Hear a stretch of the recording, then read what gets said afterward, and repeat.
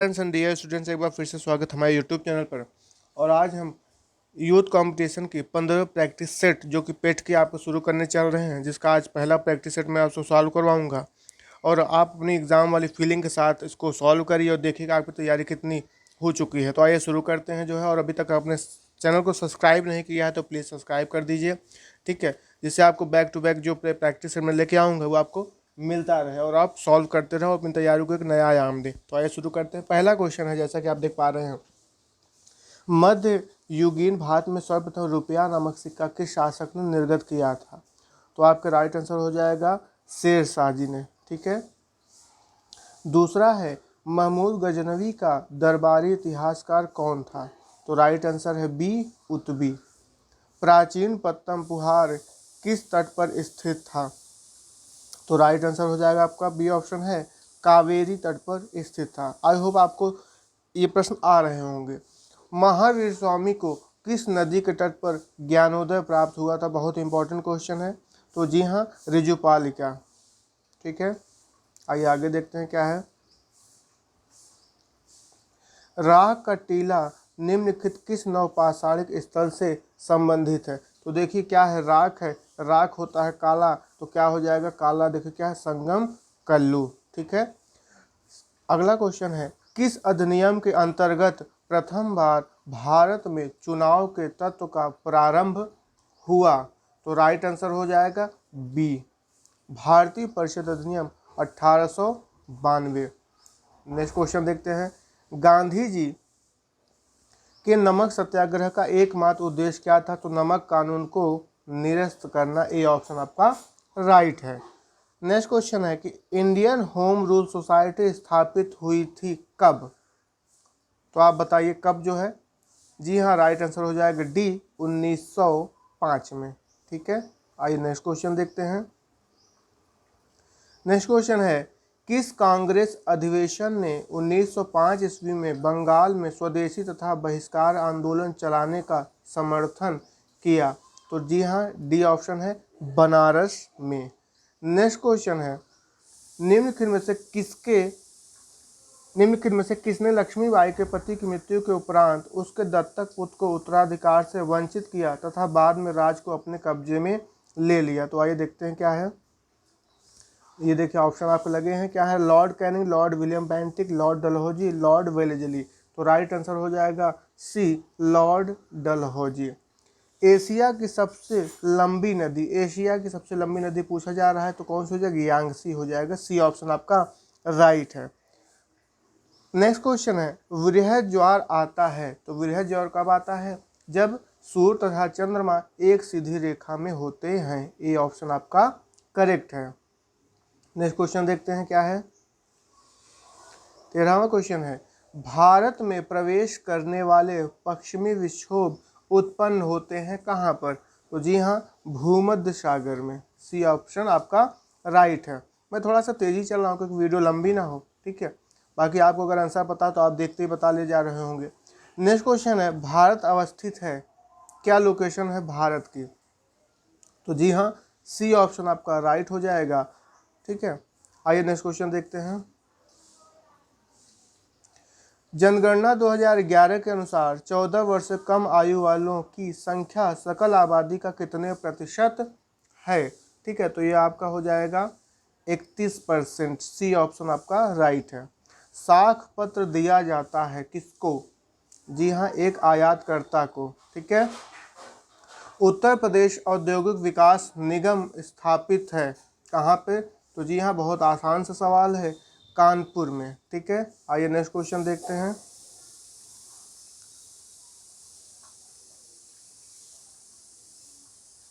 Next question है आपका, राष्ट्रीय नियोजन में रोलिंग प्लान की अवधारणा लागू की गई थी। तो जी हाँ, कहाँ पे की गई थी जो है? तो जनता सरकार के द्वारा ये की गई थी, ठीक है। आइए नेक्स्ट क्वेश्चन देखते हैं। 19वां क्वेश्चन है, निम्नलिखित में से किसको मुद्रा की पूर्ति का विस्तृत माप माना जाता है? तो राइट आंसर आपका M3। सी ऑप्शन आपका राइट है। भारत का आर्थिक सर्वेक्षण संबंधित है किससे? तो जी हाँ, आर्थिक सर्वेक्षण आपका वित्त मंत्रालय से संबंधित है। अब देखिए नेक्स्ट क्वेश्चन है, थोड़ा सा मैं इसको बड़ा करता हूँ। अब ये देखिए आ गया है। भारत में स्थानीय शासन से संबंधित निम्नलिखित घटनाओं पर विचार कीजिए और उन्हें कालक्रमानुसार व्यवस्थित करना है कि पहले कौन सी समिति आई। तो इसके अकॉर्डिंग आपका हो जाएगा, सबसे पहले अशोक मेहता समिति, उसके बाद जी.के. वी. राव समिति, फिर आपका एल.एम. सिंघवी समिति और पी.के. थुंगम समिति। इसका मतलब आपका राइट आंसर हो जाएगा कौन सा, सी। ठीक है।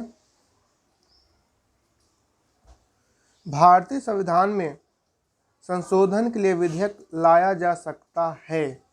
तो जी हाँ, या तो लोकसभा में या तो राज्यसभा में। ठीक है। भारत की संसदीय व्यवस्था में शून्यकाल कहाँ से लिया गया है। तो कहीं से नहीं लिया गया है। डी ऑप्शन आपका राइट हो जाएगा, इसमें से कोई ऑप्शन नहीं है। ठीक है। आइए नेक्स्ट देखते हैं क्या है। भारत में नागरिकता की निम्नलिखित विशेषताओं में से कौन सी सही है।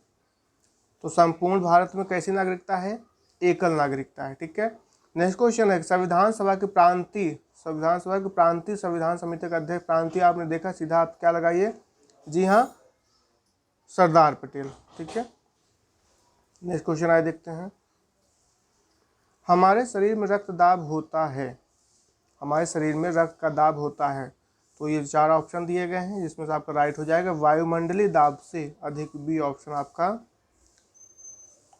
आपका राइट है। ठीक है। आइए नेक्स्ट क्वेश्चन देखते हैं।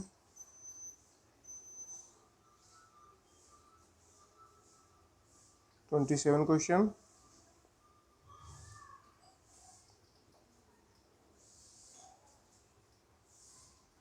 जीव विज्ञान नाम दिया है, बहुत आसान सा क्वेश्चन। जी हाँ, लैमार्क ने। प्रकृति में सर्वाधिक प्रचुरता से पाए जाने वाला कार्बनिक यौगिक है। तो प्रकृति में पूछ रहा है। ठीक है। प्रकृति में आपका क्या बनता है, सेलुलोज। आपका डी आपका राइट आंसर हो जाएगा। फोटोवोल्टिक सेल संबंधित है, जी हाँ, सौर ऊर्जा से। नेक्स्ट क्वेश्चन देखते हैं। प्रकाश वर्ष किसकी इकाई है। तो जी हाँ, खगोलीय दूरियों की, डी ऑप्शन हो जाएगा। ठीक है। आइए नेक्स्ट क्वेश्चन देखिए, मैथ के कुछ क्वेश्चन आ गए हैं। इसको मैं अभी आपको आंसर बता दे रहा हूँ, आप सॉल्व करिएगा, बाकी मैथ का मैं आगे आपको सॉल्व करके बताऊंगा। ठीक है।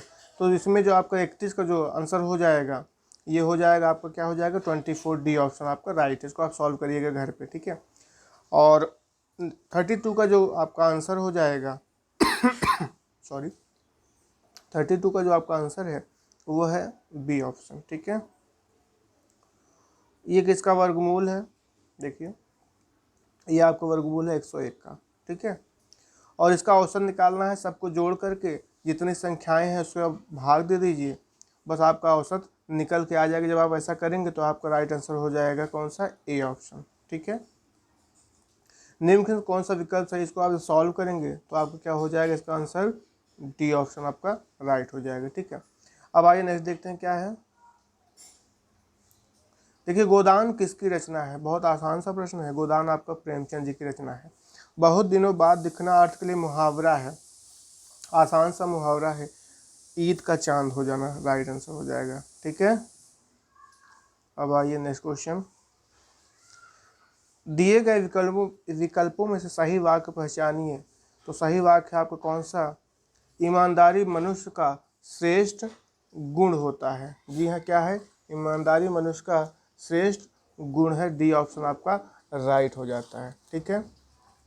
आइए, अनिल, अनल का सही अर्थ देने वाला शब्द युग्म है। तो अनिल मतलब वायु होता है, अनल मतलब अग्नि, मतलब आपका ए ऑप्शन राइट हो जाएगा। ठीक है। पक्षी दाना चुग रहा है, पक्षी का पर्यायवाची इसमें से कौन सा नहीं है। ठीक है। तो अंडज, खग, नभचर सभी है। पंकज आपका कमल का पर्यायवाची है, बहुत आसान सा है। ठीक है। अब देखिए, आपका इंग्लिश का एक पैसेज दिया गया है। ठीक है। तो अभी आप जब इसको करेंगे, बहुत आसान सा है। ठीक है। तो इसको आप पढ़िएगा, मैं इसका आंसर आपको बताता हूँ जो है। ठीक है। तो देखिए क्या है कि क्वेश्चन है, which of the items listed below was not food for the prehistoric man. ठीक है। तो देखिए मतलब क्या है, प्रागैतिहासिक मानव इसमें से क्या जो है नहीं खाते थे जो है। तो इसमें से वो क्या हो जाएगा, फॉसिल मतलब होता है जीवाश्म, और वो नहीं खाते, तो बाकी आपका बनीज, एग्स और फ्रूट्स जो है प्री हिस्टोरिक जो मैन थे वो इसका यूज करते थे। ठीक है, बाकी इसको आप मैं इसमें भी बता देता हूँ कहाँ पे है। देखिए आपका इसका आंसर हो जाएगा इस जगह पे। ठीक है, ये दैट मैंने देखिए आप, he ate whatever leaves plant fruits he could find, ये देखिए इसमें है एग्स। ठीक है, इस सब इसी में है, आपका आंसर है। लेकिन वहीं पे फॉसिल नहीं है, इसमें फॉसिल का यूज वो नहीं करते थे। ठीक है, आइए नेक्स्ट क्वेश्चन देखते हैं क्या है। इसका हो चुका है, अ सेंटेंस दिया गया है। ठीक है, और फोर पार्ट में डिवाइड है। इसका देखिए राइट आंसर क्या हो जाएगा, इसमें एरर बताना है, तो इसमें किस में एरर है, इसमें ए ऑप्शन में एरर है। ठीक है, यू आर लर्निंग, ये गलत हो जाएगा। अब देखिए 43 क्या है, dog is a faithful animal, तो यहाँ पे क्या हो जाएगा, जी हाँ, a dog is a faithful animal हो जाएगा। ठीक है, आइए नेक्स्ट देखते हैं। Transform the following sentence to a direct sentence. देखिए डायरेक्ट सेंटेंस बताना है, I ask Sheela if I might know her father, बहुत आसान है। आस्क का आपको सेड टू हो जाएगा, और इफ हटा का आप इन्वर्टेड काम में कर देगा, और माइट का हो जाएगा मे हो जाएगा, मतलब आपका क्या हो जाएगा, पहला ऑप्शन आपका क्या है, राइट है। ठीक है, आइए नेक्स्ट देखते हैं क्या है।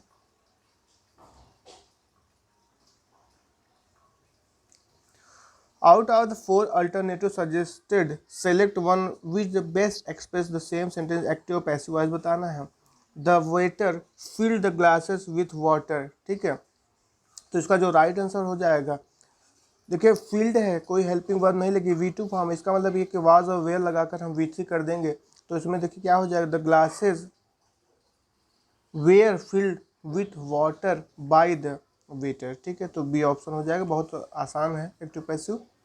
अब देखिए रीजनिंग का क्वेश्चन, 1 मार्च 2020 तो कौन सा दिन हो था, तो जब इसको आप सॉल्व करेंगे तो आपको क्या हो जाएगा, रविवार हो जाएगा। ठीक है, आइए नेक्स्ट देखते हैं क्या है, और यहाँ पे दिया गया है। ठीक है, इसका आपका राइट आंसर हो जाएगा 0। ठीक है, 48 का देखिए क्या है, इस क्वेश्चन का आपका जो राइट आंसर हो जाएगा, इसका ए हो जाएगा, केवल निष्कर्ष एक अनुसरण करता है। ठीक है, नेक्स्ट देखते हैं। कथन दिया गया है, एनसीसी समिति ने सरकार द्वारा अच्छी बुनियादी सुविधाएं और शिक्षकों की भर्ती को मंजूरी देने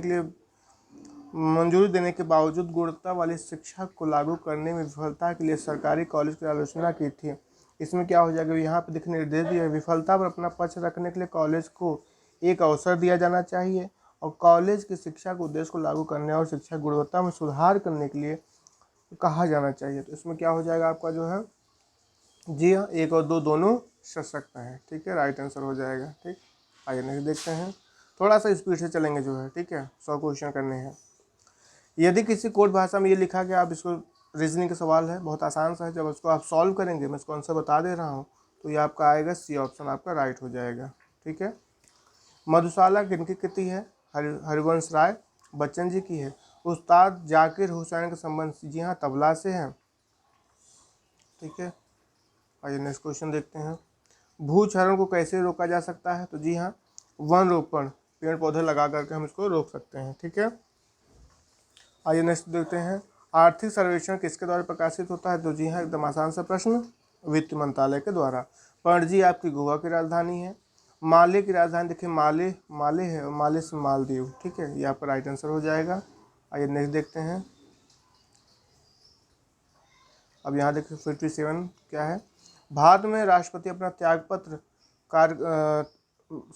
भारत में राष्ट्रपति अपना कार्यकाल पूरा होने के पहले अपना त्यागपत्र किससे, तो राष्ट्रपति, उपराष्ट्रपति को, उपराष्ट्रपति राष्ट्रपति को। ठीक है, खजुराहो समूह के प्रसिद्ध स्मारक किस जगह पे हैं, तो जी हाँ, एमपी में है, मध्य प्रदेश। आइए नेक्स्ट क्वेश्चन देखते हैं, थोड़ा सा तेजी से चलेंगे। भारत मध्य एशिया वार्ता की दूसरी बैठक के संदर्भ निम्न कथनों में से कौन सा कथन सत्य है, तो पहला देखिए दिया गया, इस बैठक में भारत, कजाकिस्तान और तजाकिस्तान, तुर्कमेनिस्तान और उज्बेकिस्तान ने हिस्सा लिया था, और यह भारत मध्य एशिया वार्ता की पहली बैठक थी, और वित्त मंत्री निर्मला सीतारमण ने भारत का प्रतिनिधित्व किया। तो इसमें से कौन सा सही होगा, ये आपको बताना है। तो आई होप अभी तक आप समझ चुके होंगे, सिर्फ आपका कौन सा ऑप्शन सही है इसमें जो है, जी हाँ, केवल एक सही है। ठीक है, ये वाला। ठीक, बाकी सब गलत है। अब देखिए क्या है कि नेक्स्ट क्वेश्चन है कि विदेश मंत्री जयशंकर ने हाल ही में आयोजित अफगानिस्तान सम्मेलन 2020 में हिस्सा लिया था। यह सम्मेलन आयोजित कहाँ पे हुआ था? तो करंट के क्वेश्चन भी पूछे जाएंगे जो है, ठीक है। तो बहुत आसान सा प्रश्न है, जी हाँ, कहाँ पर? जिनेवा में, ठीक है। आइए नेक्स्ट देखते हैं। शांति और विकास के लिए विश्व विज्ञान दिवस, ठीक है। विश्व विज्ञान दिवस आपका पूछ रहा है तो आपका क्या हो जाएगा? जी हाँ, 10 नवंबर, ठीक है। विश्व एड्स दिवस आपको पता ही है 1 दिसंबर को होता है। आइए नेक्स्ट क्वेश्चन देखते हैं। और जो 63, जैसा कि आप क्वेश्चन देख पा रहे हैं, देश का ऐतिहासिक विश्व भारती विश्वविद्यालय का हाल ही में शताब्दी समारोह मनाया गया था। इस विश्वविद्यालय के संदर्भ में निम्न में से कौन सा ऐसे कथन सत्य है? तो देखिए क्या है, पहला गलत है, ठीक है, बाकी ये दोनों सही है। मतलब कि आपका क्या हो जाएगा? बी ऑप्शन आपका राइट है। प्रधानमंत्री इस विश्वविद्यालय के कुलाधिपति होते हैं और संसद के अधिनियम से इसे केंद्रीय विश्वविद्यालय और राष्ट्रीय महत्व का संस्थान घोषित किया गया था, ठीक है। आइए नेक्स्ट क्वेश्चन देखते हैं। एकदम बने रहें जो है, 100 तक मैं कराऊंगा। प्रत्येक वर्ष 16 दिसंबर को पूरे देश में विजय दिवस मनाया जाता है। यह दिवस किस उपलक्ष्य में मनाया जाता है? तो 16 दिसंबर को बोल रहा है विजय दिवस। जी हाँ, 1971 पाकिस्तान के खिलाफ युद्ध में मिली जीत थी, ठीक है। मतलब कि सी ऑप्शन आपका राइट है। 64 हो गया। आइए 65 क्वेश्चन देखते हैं अभी जो है, ठीक है। अमेरिका के 49वें उपराष्ट्रपति, ठीक है, अमेरिका के 49वें उपराष्ट्रपति के रूप में भारतीय मूल की कमला हैरिस ने शपथ ली। वह निम्न से किस भारतीय राज्य से संबंधित, कहाँ से बिलोंग करती है? जी कमला हैरिस जी आपके तमिलनाडु से बिलोंग करती हैं। नेक्स्ट क्वेश्चन है, भारत हाल ही में जिबूती आचार संहिता में बतौर पर्यवेक्षक शामिल हुआ है। संहिता संबंधित है तो हिंद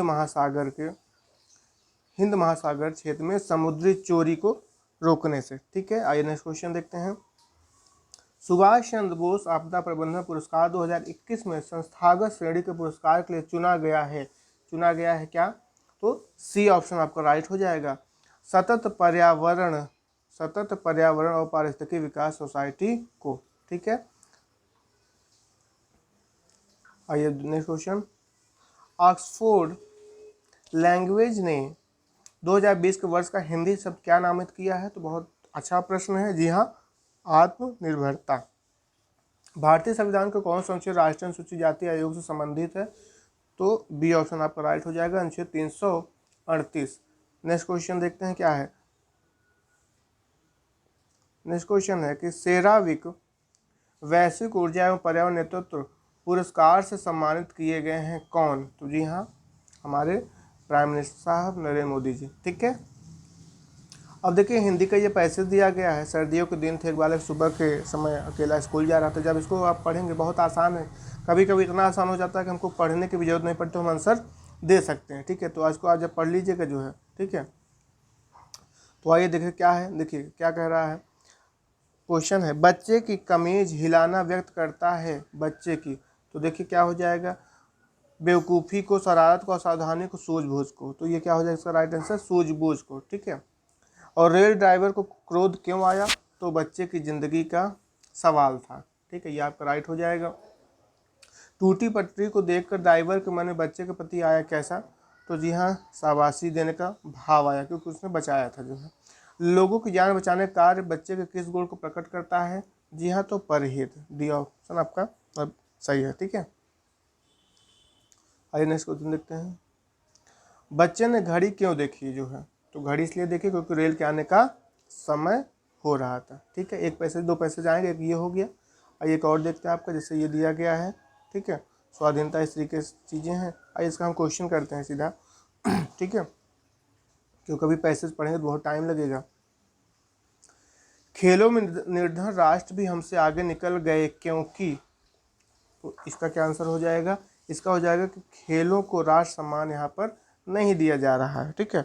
गद्यांश का उपयोग शीर्षक हो सकता है, तो इसका उपयोग शीर्षक होगा खेलों का गिरता स्तर। खेलों के गिरते स्तर कारण नहीं है, इसमें क्या एक चीज़ नहीं है, बाकी सभी कारण हैं। तो खेलों को लिए राष्ट्रीय सम्मान को हटा दी जाए, बाकी सभी दोषपूर्ण नीतियाँ, संघ गुटबाजी और सुविधाओं का अभाव, ये सभी जो है रीज़न है, ठीक है। और खेलों पर नकारात्मक प्रभाव पड़ता है, तो किसका नकारात्मक प्रभाव पड़ता है? आपसी गुटबंदी होने से जो है, ठीक है। अब गद्यांश के अनुसार राष्ट्र को उपलब्धियों में नहीं है, तो जो है क्या है, जाहिर सी बात है, खेल की बात हो रही तो खेल हो जाएगा। ठीक है। ठीक, अब देखिए यहाँ पे आपको ये चार्ट दिया गया है मैथ का, ठीक है, ये आप देखिए आपको चार्ट है, ठीक है, और इससे क्वेश्चन बने गए हैं 81 से 85 तक, ठीक है। वैसे तो मैं इसको आपको एक अलग वीडियो में सॉल्व करवाऊंगा, फिलहाल आप इसको देख लीजिए और मैं इसका आंसर बता रहा हूँ जिससे कि 100 क्वेश्चन पूरा कंप्लीट हो जाए, ठीक है। तो आप देखिए क्वेश्चन क्या है, आप इसको देख लीजिए, ये है, ये चार्ट दिया गया है, ये वाइट वाला ईयर 1975, ब्लैक वाला 1987 है, और इसी से रिलेटेड कुछ क्वेश्चन पूछे जाएंगे, ठीक है। तो देखते क्या है, मैं आपको आंसर बता रहा हूँ, आप सॉल्व करिएगा, बाकी मैं नेक्स्ट वीडियो में सिर्फ इसी मैथ सेक्शन को, रीजनिंग और आपको जो मैथ का और जो 2-4 क्वेश्चन अभी हमने टिक करा दिए उसको सॉल्व कराऊंगा, ठीक है। तो फिलहाल आप इसको जानिए और घर पे सॉल्व जरूर करिए जो है। तो देखिए क्या है, विविध मद पर कितने प्रतिशत राशि खर्च हुई जो है, तो आपका जो इसका आंसर हो जाएगा वो हो जाएगा क्या, 1 मिनट, अरे इसको इधर है, आप यहाँ से शुरू है ना, ठीक है। ये 81 क्वेश्चन पहले आइए ये यहाँ पे, वर्ष 1975 से 1987 के बीच तीसरी दुनिया के देशों में मुद्रास्फीति दर में लगभग कितनी वृद्धि हुई, तो जब आप इसको सॉल्व करेंगे वो आएगा 36%, ठीक है। मुद्रास्फीति के परिवर्तन निम्नतम दर इनमें से कहाँ थी, तो जब आप इसको देखेंगे तो आपका इसमें हो जाएगा क्या, विश्व में, ठीक है। आइए नेक्स्ट क्वेश्चन है, विकसित देशों के आंकड़ों की तुलना संयुक्त राज्य अमेरिका के आंकड़ों से करने पर यह निष्कर्ष निकाला जा सकता है, ए ऑप्शन इसका राइट हो जाएगा, संयुक्त राज्य अमेरिका की मुद्रास्फीति पर बेहतर नियंत्रण था। नेक्स्ट क्वेश्चन है कि 1987 में विश्व की तुलना में तीसरी दुनिया के देशों में मुद्रास्फीति की दर में लगभग कितनी बढ़ोतरी हुई, तो जब आप इसको सॉल्व करेंगे तो हो जाएगा 126%, ठीक है। नेक्स्ट आइए देखते हैं क्या है, वर्ष 1975 और 1987 तीसरी दुनिया यूएसए और यूके के बीच मुद्रास्फीति दर में अनुपात, जो एक अनुपात निकालना है, ठीक है। तो देखिए क्या हो जाएगा, सी ऑप्शन इसका राइट है, 293 अनुपात 362। अब एक ग्राफ हो गया, अब दूसरा ग्राफ देखिए क्या है, पहले आप ग्राफ देख लीजिए, ठीक है। ये ग्राफ दिया गया है, ग्राफ में किसी कंपनी के मासिक व्यय को दर्शाया गया हो, ग्राफ का अध्ययन कीजिए और निम्न प्रश्नों को उत्तर दीजिए। तो ये आपका ग्राफ आप जैसा कि आप देख पा रहे हैं, ठीक है। अब इसी से रिलेटेड क्वेश्चन करना है, तो आइए क्वेश्चन को देखते हैं क्या है, ठीक है। अच्छा अभी ये 85 तक हुआ, इधर भी है, ठीक है। 86 वाला क्वेश्चन भी नहीं करा, देख लीजिए, विविध मद पर कितने प्रतिशत राशि खर्च हुई, ठीक है। विविध मद पर राशि कितने खर्च हुई, इस ग्राफ से आपको ये जो क्वेश्चन बना है इससे बना है, इस वाले से, ठीक है। तो यहाँ देखिए इधर से पहले शुरू है, ठीक है, इसमें थोड़ा सा यही दिक्कत होता है।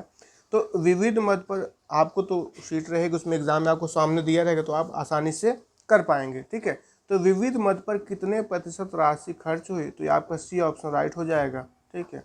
और 87 क्वेश्चन है कि जलपान पर राशि का कितना भाग खर्च हुआ, तो ये होगा बी ऑप्शन है 2/27। आइए नेक्स्ट देख लेते हैं, कंपनी का कुल मासिक व्यय कितना था, जब इसको आप सॉल्व करेंगे तो आपका आंसर आ जाएगा 135 लाख। और इसका जो 89 क्वेश्चन है कि मासिक आधार पर परिवहन और कर्मचारियों के वेतन के बीच अनुपात कितना था, तो जी हाँ 1:4। आइए नेक्स्ट देखते हैं, यातायात पर राशि का कितना भाग खर्च हुआ, तो इसका हो जाएगा 4/27, ठीक है। 90 तक ये हो गया। अब देखिए 91 से देखो, अब दो आपके ग्राफ हो गए, दो आपको तालिका मिल सकती है। तो तालिका देखिए क्या है, तालिका 3 वर्ष के दौरान 5 अलग अलग कॉलेजों के उत्तीर्ण विद्यार्थियों के प्रतिशत को दर्शाती है। यह दिया गया कि प्रत्येक कॉलेज से हर वर्ष 200 विद्यार्थी परीक्षा में बैठे हैं। ये एक डाटा है और इसी को देख करके आपको आंसर बताना है, ठीक है। तो आप इसको देख लीजिए अच्छे से, ठीक है, और इसको आप स्क्रीनशॉट लेकर सॉल्व जरूर करिएगा, तो बाकी मैं आपका आंसर बता दे रहा हूँ, ठीक है। जैसा कि ये क्वेश्चन है, निम्न में से किस कॉलेज के उत्तीर्ण छात्रों का औसत पिछले 3 वर्षों से कम रहा, तो जब आप सबका निकालेंगे तो जी हाँ आपका आएगा बी, आपका राइट आंसर हो जाएगा। 92 क्वेश्चन है कि पिछले वर्ष की तुलना में 2017 में कॉलेज बी से उत्तीर्ण होने वाले विद्यार्थियों की संख्या में वृद्धि का जो प्रतिशत कितना % रहा, तो जी हाँ बी ऑप्शन आपका राइट है, 13.2%, ठीक है। अब भाई नेक्स्ट क्वेश्चन देखते हैं, 93 क्वेश्चन इधर है, ठीक है। वर्ष 2015 में कॉलेज ई के उत्तीर्ण और अनुत्तीर्ण विद्यार्थियों का अनुपात क्या था, ठीक है। जब इसको आप सॉल्व करेंगे तो आपका बी आंसर राइट आएगा, 18:7, ठीक है। यदि सभी 5 कॉलेजों को उत्तीर्ण विद्यार्थियों की संख्या को वृत्त आरेख या पाई चार्ट द्वारा दर्शाया जाता है, तो कॉलेज सी को उत्तीर्ण विद्यार्थियों को दर्शाने वाले त्रिज्यखंड का केंद्रीय कोण क्या होगा, तो 360 डिग्री से आप इसको जब सॉल्व करेंगे, ठीक है, तो आपका आएगा कितना, जी हाँ 79 डिग्री। सी ऑप्शन आपका राइट होगा। ठीक है, आइए नेक्स्ट क्वेश्चन देखते हैं, तेजी से करना है। वर्ष 2016 कॉलेज सी के उत्तीर्ण और वर्ष 2017 कॉलेज एक उत्तीर्ण छात्रों का अनुपात निकालना बहुत आसान है। उसका डाटा लेकर के आप, ठीक है, और देखिएगा कटा तो काट दी, नहीं तो वही आंसर हो जाता। तो जी हाँ 44:37 रेशियो आपका बनता है। ठीक है, आइए नेक्स्ट देखते हैं। अब ये हो गया। अब यहाँ पे देखिए 9600 का दूसरा आपको तालिका दी जाएगी। ठीक है, यहाँ पे क्या दिया, नीचे दी गई तालिका में एक गांव में वर्ष 2011 से 2016 तक शिक्षित लोगों तथा कुल जनसंख्या को दर्शाया गया है। यहाँ पे डाटा दिया गया है 11, 12, 13, 14, 15, 16 और शिक्षित लोग और कुल जनसंख्या है। ठीक है, उसको सॉल्व करना है। तो आइए हम आंसर देखते हैं क्या है। वर्ष 2012 में कितने प्रतिशत लोग शिक्षित थे, तो इसको आप इसको सॉल्व करेंगे जो है। ठीक है, और सॉल्व जरूर करिएगा, नहीं आगे तो मैं आपको सॉल्व करके एक अलग वीडियो में बताऊंगा। ठीक है ना, इससे बहुत लंबी हो जाएगी और मज़ा नहीं आएगा। ठीक है, तो देखिए क्या हो जाएगा, ए ऑप्शन आपका इसमें राइट हो जाएगा। मैं आंसर बता दे रहा हूँ जिससे आप घर पे बैठ के सॉल्व करें जो है। ठीक है, और आपको लोगे कि आप 100 क्वेश्चन एकदम एग्जाम वाली फीलिंग के साथ आपने किया। ठीक है, और वर्ष 2011 की तुलना में वर्ष 2012 कुल जनसंख्या में कितने प्रतिशत की जो वृद्धि हुई, तो जी हाँ कितना हो जाएगा, 1% की। 98 क्वेश्चन है कि वर्ष 2014 की तुलना में वर्ष 2015 शिक्षित लोगों की संख्या में कितने प्रतिशत की वृद्धि हुई, तो जी हाँ 10.4% की। ठीक है, नेक्स्ट क्वेश्चन है कि वर्ष 2011 से वर्ष 2016 तक शिक्षित लोगों की जो औसत संख्या थी कितनी थी जो है, तो कितना हो जाएगा, जी हाँ डी ऑप्शन आपका राइट हो जाएगा। ठीक है, 1105.5। आइए नेक्स्ट देखते हैं क्या है। और लास्ट क्वेश्चन आज का जो है, ठीक है, वर्ष 2015 की तुलना में वर्ष 2014 में शिक्षित लोगों की संख्या में कितने प्रतिशत जो कमी हुई जो है, तो जी हाँ 9.42% आपका राइट हो जाएगा। ठीक है गाइस, आई होप आपको अच्छा लगा होगा। और अगर आपने अभी तक मेरे चैनल सब्सक्राइब नहीं किया है तो कर लीजिए, क्योंकि मैं आपको इस तरह से 15 प्रैक्टिस सेट एकदम धमाकेदार बैक टू बैक लेके आऊँगा। थोड़ा सा सपोर्ट करिए और एकदम वायरल करिए। ठीक है, अगर आपको अच्छा लग रहा हो तो कमेंट सेक्शन में बताइए जो कि हाँ सर बहुत अच्छा लगा। ठीक है, तो मिलते हैं नेक्स्ट वीडियो में, तब तक के लिए थैंक यू सो मच और प्लीज़ सपोर्ट करते रहें। ठीक है, बाय।